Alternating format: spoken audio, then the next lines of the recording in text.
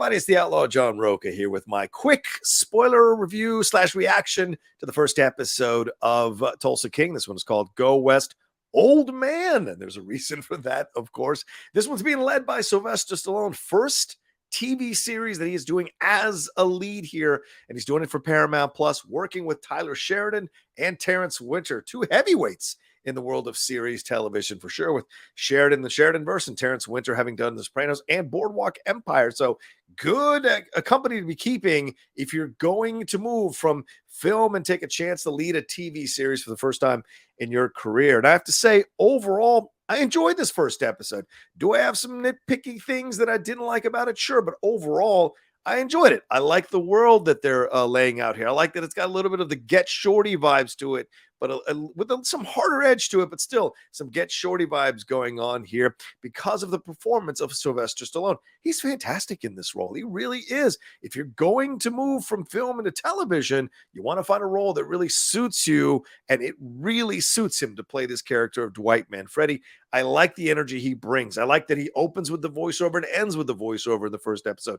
I like that they're laying the groundwork in ways where he's not even talking, like when we see the stack of books, when he's leaving the prison, when we see that envelope that says daddy on it, clearly letting us know that he's still holding on to this possibility with his daughter, because we find out he hasn't talked to his daughter in 18 years. So we see the groundwork, plus the voiceover letting you know that he's kind of regretting the fact that he chose to be a gangster now this late in life and all that it's taken from him, because we find out he's been in prison for 25 years. And later we find out he's 75. So he went into prison at the age of 50. That is not a good time to be going into prison for sure, as your body is declining, as you can't maybe fight as strongly or as well as you used to. So that whole positive, we hear he got shanked earlier. So we see all of that, but seeing him come and see the family, the mob family rather, and the back and forth and the tension that's going on, it's a great electric scene with everybody in there, all the actors that are in there. Domenick Lombardozzi, Vincent Piazza's in there.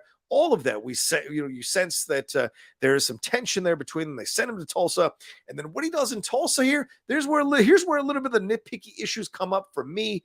It's a little too easy that he gets that driver, Tyson. It's a little too easy that he's able to walk into the first place, the dispensary, and essentially take it over and convince the owner, who is played by Martin Starr, the owner Bodie there, to do stuff with his money, essentially launder his money. He's essentially going to take 20% of a business that's already been successful that he has nothing to do with, but it all kind of convenient for him to have everything kind of work out for him. And then later, when he kind of hooks up with ANDREA SAVAGE, that's also a little too easy. We do find out why that kind of happened a little easy, but still, it's a little too easy. And of course, finding out she works for the ATF is a nice twist. But overall, Stallone is great. I think every actor in here is doing nice work. Barry Corbin here as Mitch's dad, and Mitch is being played by Garrett Hedlund. So great to see Garrett Hedlund and being a part of this. Max Casella is in this. As I mentioned, Domenick Lombardozzi is in this. And also Vincent Piazza, who, of course, Terence Winter would know from doing Boardwalk Empire, because, of course, Piazza did Lucky Luciano.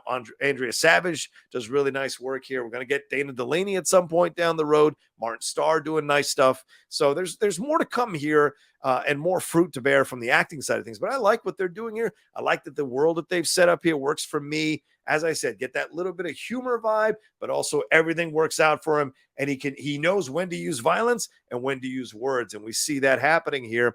And Max Casella's character, I think it's Armand, is spying on Dwight. So what's that all about? We kind of hear that he's connected to another family. So is this a whole setup by Dwight's mob family to send him down there to mess with the territory of another family to set up this war? And essentially he becomes expendable in this situation.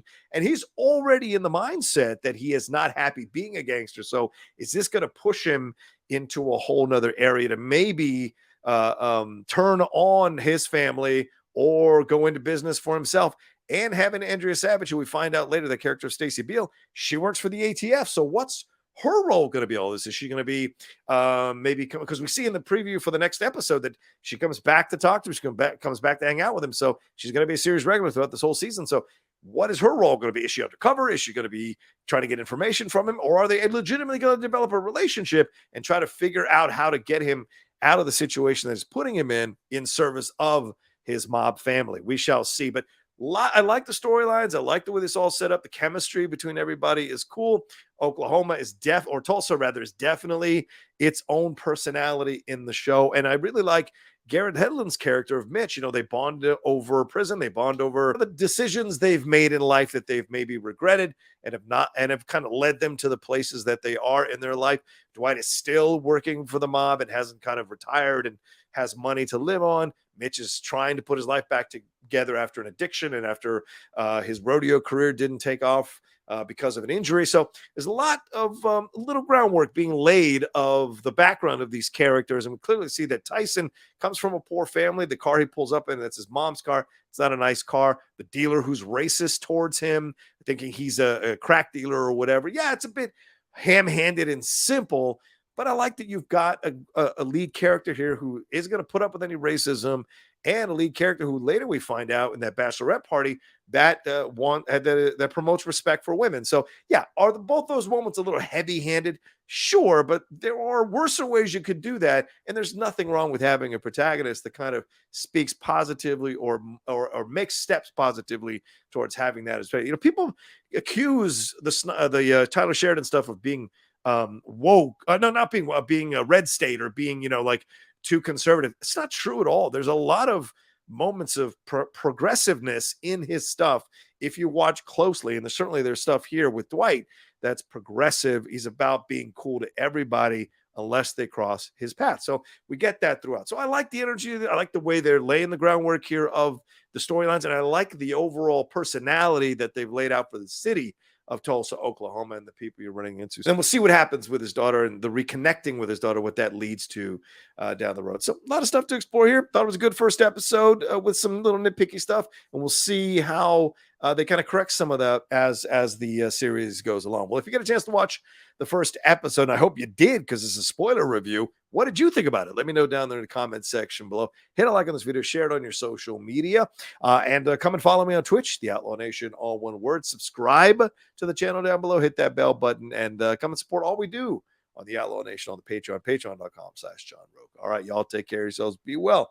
And I'll be reviewing Tulsa King or doing these kind of quick reaction / spoiler reviews for them throughout the season. So pay attention to that happening over the next few weeks. And I'll talk to you next time with another brand new video here on The Outlaw Nation. Take care.